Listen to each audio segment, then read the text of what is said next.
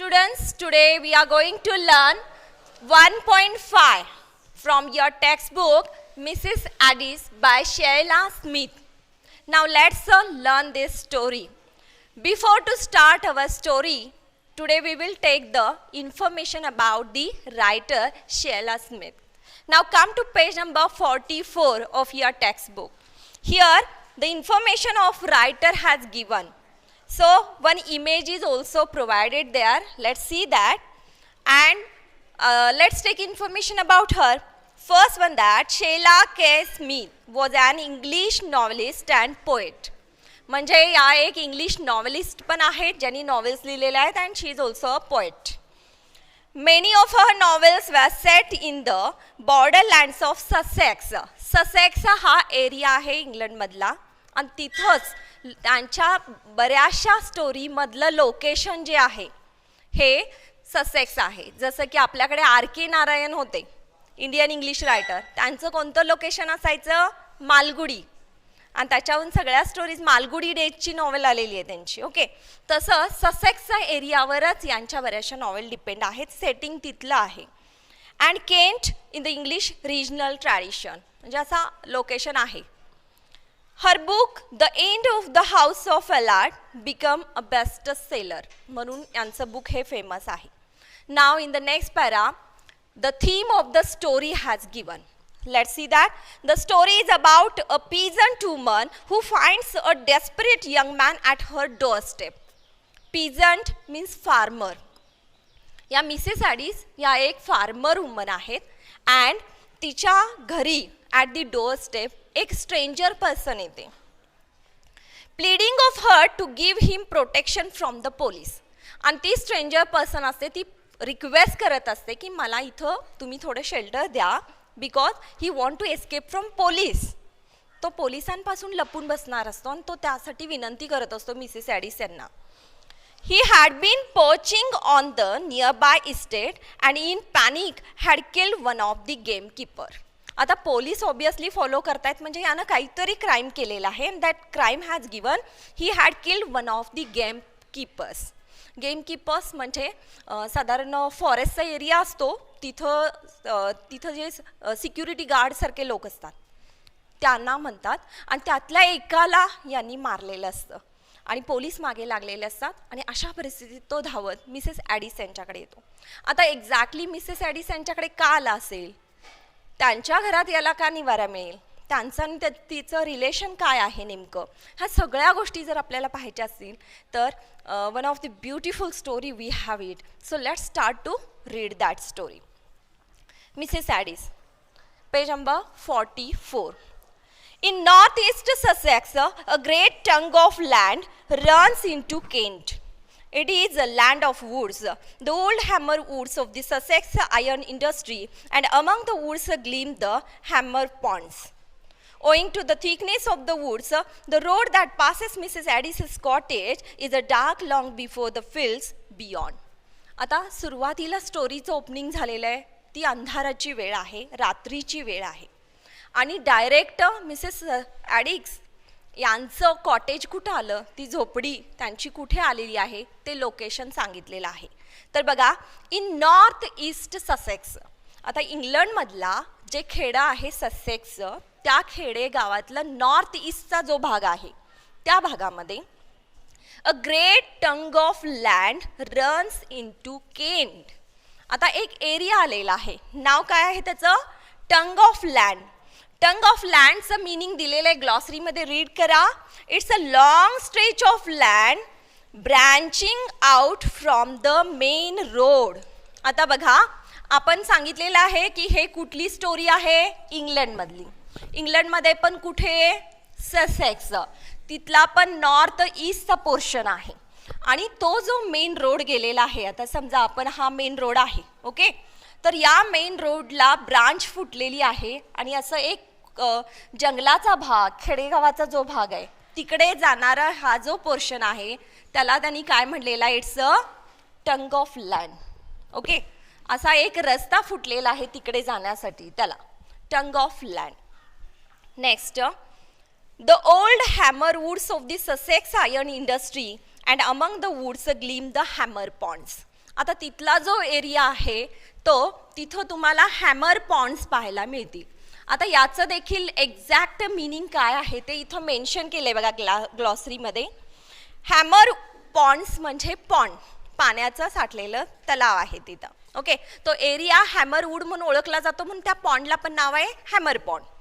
आणि हॅमरवूडचा मीनिंग काय आहे? Wood described as a hammer because in the past iron use to be made using timber and water. तिथल्या एरियामध्ये iron तयार केलं जायचं. ओके, आणि माहिती आहे आयर्नपासून हॅमर वगैरे तयार केले जायचे आणि म्हणून तो एरियालाच नाव पडलेलं होतं की हॅमरवूड्स म्हणून. ते जे जंगल आहे त्या जंगलाला नाव होतं हॅमरवूड्स. तर असं हे घनदाट जंगल, ते पॉन्ड, असं हा एरिया जो आहे त्या एरियाबद्दल आज आपण माहिती घेतोय. ओके, लोकेशन आलं का लक्षात? त्यानंतर पुढे जाऊयात बघा. Owing to the thickness of the woods the road that passes Mrs Adis cottage is a dark long before the fields beyond. आणि त्याच्यानंतर खूप शेती लागते आणि ती शेती पास केल्यानंतर मग या मिसेस ॲडिस यांचं कॉटेज लागतं. ओके, असं घनदाट अशा एरियामध्ये ह्या सगळ्या रोडपासून, या सगळ्या एरियापासून रिमोट प्लेसला ती जागा आहे. कदाचित यासाठी म्हणून पण त्या क्रिमिनलनं ही जागा निवडली असेल, पोलिसांपासून लपण्यासाठी त्यांना ती सेफ वाटली असेल, असंही रिझन असेल. ओके, म्हणजे लोकेशनसुद्धा आपल्याला लक्षात घेतलं तर आयडिया येते की how it is remote and silent and dark area. Now the next, the night there was no twilight and no moon. आता त्या रात्रीचं वर्णन आलेलं आहे. त्या रात्री बघा, देअर वॉज नो ट्विलाइट म्हणजे आकाशात पाहिलं तर एकही तुम्हाला स्टार दिसणार नाही. नो मून म्हणजे किती डार्कनेस असेल, you can imagine that. Only a few pricks of fire in the black sky above the trees. Pricks of fire means a stars. अगदी त्या जंगलात कुठं तरी एखादी चांदणी तुम्हाला पाहायला मिळेल. But what the darkness hide, the silence reveal. पण डार्कनेस इतका होता तेवढाच सायलेन्स, म्हणजे तुम्हाला माहित आहे सायलेन्स सुद्धा तिथं होता. Next, in the absolute stillness of the night, wildness and clear, every sound was distinct, intensified. आणि त्यामुळं इतकी शांतता होती की एक बारीक जरी आवाज झाला तरी तो आवाज पटकन ऐकायला येत होता. ओके, म्हणजे जसं साधारण आवाज कुठले होतील, आता जंगलाचा भाग आहे म्हटल्यावर काही ॲनिमल्सच्या चालण्याचा आवाज असेल, ओके, कुणाच्या श्वासांचा आवाज असेल तरी तोही जाणवेल. इतकी शांतता, भयानक शांतता तिथे होते. इवन कुणाचा पाय जरी पडला तर ती वाळलेली पानं जी असतात जंगलातली त्यांचं वाजलेलं, एखादं सर्पेंटाईन किंवा एखादं स्नेक वगैरे गेला असेल तर ती जी सळसळ असती पानांची ती जाणवत होती. इतकी भयानक शांतता आणि अंधार असं ते लोकेशन आहे. Now the next, what happen see. In the absolute stillness of the night, wildness and clear, every sound was distinct, intensified. The distant bark of a dog at Delmondin sounded close at hand. Even त्यांनी example दिलेलं आहे. जे डेलमॉन्डिन म्हणून place होतं तिथले जे dogs barking करत होते ते सुद्धा आवाज अगदी इथं डॉग्स असल्यासारखा येत होता. मीन्स वॉट, किती लांबचे आवाज अगदी दूरचे वाटत होते, इतके क्लिअर आवाज त्यावेळी येत होते. And the man who walk on the road could hear the echo of his own footsteps following him like a nail. बघा की कसं वर्णन आलेलं आहे की जो माणूस आपण चालतोय त्याच्या चालण्याचाच आवाज त्याला इतका मोठा येत होता. जसं की मी मगाशी म्हटलं की आता रस्त्यात जी वाळलेली पानं असणार आहेत, जंगल असणार आहेत, लाकडं पडलेली असणार आहेत, काट्या कुठे असणार आहेत, तो रस्ता काही सरळ अगदी नसणार आहे. ओके, तर त्यामधून वर खाली जाताना आपल्याच पायांचा आवाज आपल्याला येत होता. इतकी भयानक शांतता तिथे होती. Every now and then he made an effort to go more quietly. आता ही म्हणजे एक पर्सन बद्दल आलेला आहे आणि ही पर्सन तीच आहे की जी मर्डर करून पळतीये. आता पोलीस आपल्याला फॉलो करतायत, आपला आवाज कुणालाच येऊ नये, आपण सिक्रेटली पळतोय असा प्रयत्न करतोय आणि अशा काळामध्ये आपल्याच पावलांचा आवाज जर आपल्याला येत असेल तर किती प्रेशर आपल्या माइंडवर येत असेल. You can imagine that. Every now and then he made an effort to go more quietly. खूप शांतपणे पाऊल टाकण्याचा तो प्रयत्न करत होता जेणेकरून कुणालाही आवाज येऊ नये. But the roadside was a mass of thorns. पण रस्ताच असा होता की तिथं मॅस ऑफ थॉर्न्स होते, काटे कुटे सगळा असला रस्ता होता. And they are crackling and rustling were nearly as loud as the thud of his feet on the road. आणि त्यांच्यावर पाऊल पडलं की असा आवाज यायचा की जसं आपण धप करून पायाचा आवाज करावा तसा इतक्या मोठ्यानं आवाज तो येत होता. Besides they made him go slowly and he had no time for that. आणि त्याला हळूवार जाण्याचा तो फार प्रयत्न करत होता, पण त्याला माहिती होतं आपण एवढ्या हळू जाऊन चालणार नाही कारण कधीही पोलीस आपल्याला पकडतील. म्हणजे अशा कंडिशनमध्ये होता की तो फास्ट गेला असता तर खूप आवाज झाला असता आणि स्लो गेला असता तर तो पोचला नसता, पोलिसांना सापडला असता. अशा एका सिच्युएशन, क्रिटिकल सिच्युएशनमध्ये तो होता. And he was passing the road when he came to Mrs Adis cottage. आता त्याला थोड्या अंतरावर मिसेस ॲडिस यांचं कॉटेज दिसलेलं आहे. ही पॉज्ड अ मोमेंट. तो तिथं क्षणभर थांबला. का थांबला असेल? Can you imagine? आता एवढा मोठा गुन्हा करून तो येतोय. मिसेस ॲडिस यांना सांगितलं त्याला आत घेतील की पोलिसांना इन्फॉर्म करतील, काय होईल नेमकं? He is in a confuse state. That's why to think over that what to do the next he is planning there, and for that sake he is waiting outside for a moment. Only a small patch of grass lay between it and the road. Actually जो road जात होता, साधा पायवाट होती, त्या रोडमधून आणि त्या Mrs ॲडिस यांचं जे मी सांगितलं हे कॉटेज असेल आणि हा जो असा रस्ता असेल, हा काही रस्ता असेल, तर याच्यामध्ये काय होतं तर ते डिस्क्रिप्शन दिलेलं आहे बघा. There was a small patch of grass. हिरवळ अशी होती तिथे. Lay between it and the road and he look in at the lighted uncurtain window. आणि त्या ग्रासमधून तो गेला आणि त्यानं तिथं एक विंडो होती, त्या विंडोमधून आत डोकावून पाहिलं. का पाहिलं असेल? बिकॉज त्याला माहिती करून घ्यायचं असेल मिसेस ॲडिस आहेत का किंवा त्यांच्यासोबत आणि कुणी आहे का, हे आपण कसं सिक्रेट शेअर करायचं. ओके, ह्या टेन्शनमध्ये त्यांना. And obviously what happen, the window was uncurtain. तिथं कुठलंही कर्टेन नव्हतं, त्यामुळे it was easy to him. He peep through it. He could see Mrs Adis stooping over the fire taking some pot or kettle off it. आणि मग त्याला दिसल्या Mrs ॲडिस. Mrs Adis what she was doing, तिथं gas तिथं चालू होता आणि त्या किचन कट्ट्याला त्या काहीतरी केटल जे उकल बॉईल झाली होती ती उचलून ठेवत होत्या, असं त्याला तिथून दिसलेलं आहे. He could see that. Next, he hesitated and seem to wonder. आता बघा त्याची कंडिशन सांगितलेलं आहे. ही हेजिटेटेड, त्याच्या मनात जाऊ की नको, काय करू मी exactly. And seem to wonder. He was a big heavy working man, not successful judging by the poverty of his appearance. आणि स्वतःची इंट्रोडक्शन ॲक्च्युली मिसेस ॲडिस यांना हा माहिती होता. ह्याची ओळख कशी झाली होती, ह्याचं रेप्युटेशन कसं होतं. ही was a big heavy working man. एक काम करणारा असा माणूस होता, पण आयुष्यात नॉट सक्सेसफुल. म्हणजे याला कायमच अपयश आलेलं आहे, म्हणजे कायमच तो गरिबीत वाढलेला आहे असं लाईक आहे. Judging by the poverty of his appearance. आणि त्याच्या अपीरन्सवरून लक्षात येत होतं की तो खूप गरीब असा आहे. For a moment he made as if he would open the window, then he changed his mind and went to the door instead. त्याला क्षणभर वाटलं की आपण विंडो ओपन करून विंडोमधून आत जाऊया सिक्रेटली. पोलिसांचा आवाज कमी झाला की पुन्हा निघून जाऊया. मिसेस ॲडिस त्यांच्या लक्षात येणार नाही. पण but again he changed his mind and he turn towards the door of the cottage. He did not knock but walk straight in. त्यानं कुठलंही नॉकिंग केलेलं नाही. का केलं नसेल? नॉकिंग साऊंड पुन्हा पोलीस लगेचच कॅच करून तिथे येतील या भीतीनं he had not knock the door and he went straight in. The woman at the fire turn quickly round. आणि आत एकदम आलेल्याचा आवाज मिसेस ॲडिस यांना आला. त्या गॅस कट्ट्याजवळ होत्या. And she turn towards the door. त्यांनी बघितलं वळून. What you Peter Crouch, she sed. I didn't here your knock. तिनं पटकन विचारलं, तू कसा इथे आलायस आणि मला तरी काही दार वाजवण्याचा आवाज आला नाही. म्हणजे एक मॅनर्सचं कसं असतं, आपण कुणाच्याही घरी जाताना नॉकिंग तर करतोच ना, म्हणजे इतकं मॅनरलेसली तू कसा वागू शकतोस. In this way she is asking to the man. आता त्या मॅनचं नाव पण कळलेलं आहे आपल्याला. What's the name? Peter Crouch. हे लक्षात ठेवा कारण बरेच कॅरेक्टर येणार आहेत.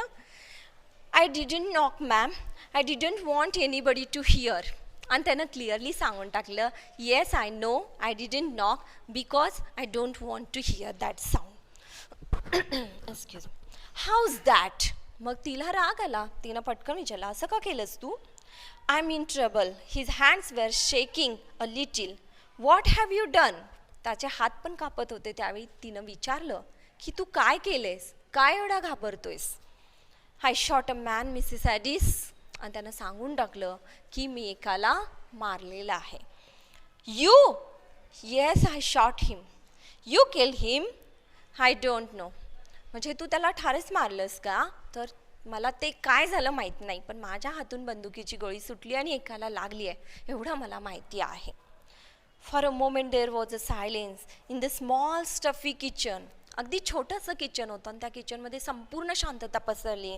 Then the kettle boil over and Mrs Adis mechanically put it at the side of the fire. आणि ती जी किटली ठेवली होती तिनं गॅसवरती उकळून बॉईल ओव्हर झाली आणि उतू गेल्यानंतर त्या अगदी मेकॅनिकली म्हणजे अगदी शांतपणे, म्हणजे त्यांनाच सुचत नव्हतं की आता काय रिॲक्ट व्हायचं, इतकी भयानक क्राईम यानं केलेलं आहे. आणि त्या अगदी मेकॅनिकली गेल्या. त्यांनी ती किटली उचलून ठेवली, गॅस ऑफ केला आणि पुन्हा आल्या. नाव what happen next see. She was a small, thin woman with a brown, hard face on which the skin had dried in innumerable small hair like wrinkles. Now the description of that Mrs. Addis has given. आपल्या डोक्यात एक idea येते की Mrs ॲडिस नेमक्या दिसत कशा असतील.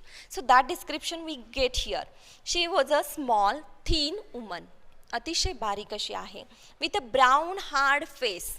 Colour brown आहे, हार्ड फेस आहे म्हणजे खूप सन टॅन होऊन म्हणजे ती खूप कष्टाळू अशी आहे. She had worked a lot, on which the skin had dried in innumerable small hair-like wrinkles. Hair-like wrinkles, इतक्या wrinkles आलेल्या चेहऱ्यावर, म्हणजे we get the idea that she is a very old woman. She was probably not more than 42. कदाचित ती 42 पेक्षा जास्त नसेल.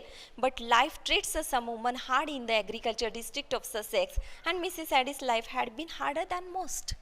म्हणजे 42 एज चे एवढे वय दिसणार नाही, पण तिचं वय फार दिसत होतं कारण तिच्या वाट्याला खूप कष्ट आलं होतं आणि ससेक्स सारख्या भागामध्ये शेतामध्ये काम करत तिचं आयुष्य गेलं होतं. That's why she was looking too old. What do you want me to do for you Peter Crouch? She said a little सॉरली.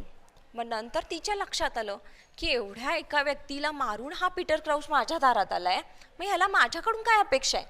So she asked her straightly that what are you expecting from me? Let me stay here a bit. Is there nowhere you can put me till they have gone? मग त्यानं clearly सांगितलं की मला थोडा वेळ तुमच्या झोपडीमध्ये आश्रय द्या जोपर्यंत ते लोक निघून जात नाही.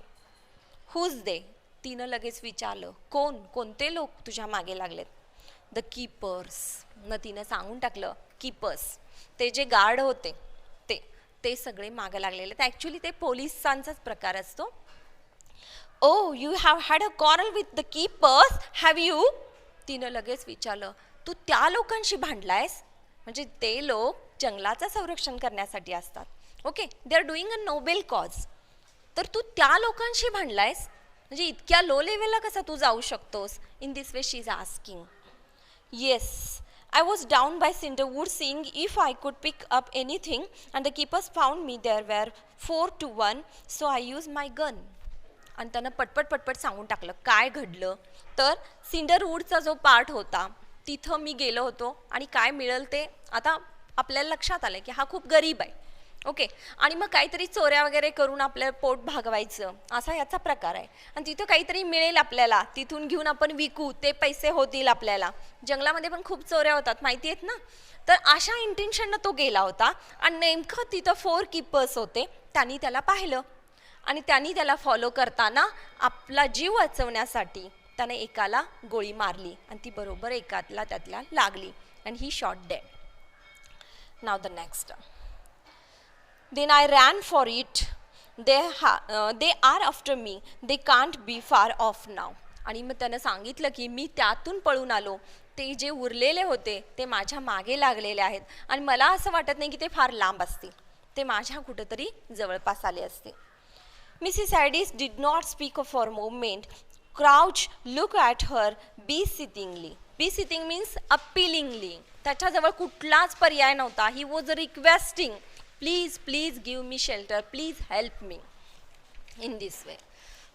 You might do it for Tom's sake, he said. आता जेव्हा त्याला लक्षात आलं की Mrs Addis she is not going to help him, त्यावेळी त्यानं दुसरं गोष्ट वापरलेली आहे. आणि त्या गोष्टीसाठी एक आई बघा आपल्या मुलाचं नाव वापरलं किंवा मुलाची शपथ घेतली की कशी तयार होते सगळ्या गोष्टीला, सेम झालेलं आहे. And so he use the word Tom sake. कृपा करून टॉमसाठी, तुझ्या मुलासाठी तू मला मदत कर. You haven't been an over good friend to Tom, snapped Mrs ॲडिस. Mrs Addis म्हणाल्या टॉमचं नाव घेऊ नको, तू आणि टॉम काही फार चांगले मित्र नाही आहे ह्याची मला कल्पना आहे. But Tom's been a very good friend to me. He would want you to stand by me tonight. पण त्यानं सांगितलं की हो बरोबर आहे, I am not a good friend of him, पण तो माझा खूप चांगला, मी त्याच्यासाठी एक चांगला मित्र बनू शकलो नाही, पण तो नेहमीच माझ्यासाठी एक चांगला मित्र बनलेला आहे. म्हणजे जेव्हा जेव्हा I need his help, he had help me. And so for Tom's sake, for your son's sake, please help me. Okay. Well, I won't say he wouldn't, for Tom always thought better of you than you deserve.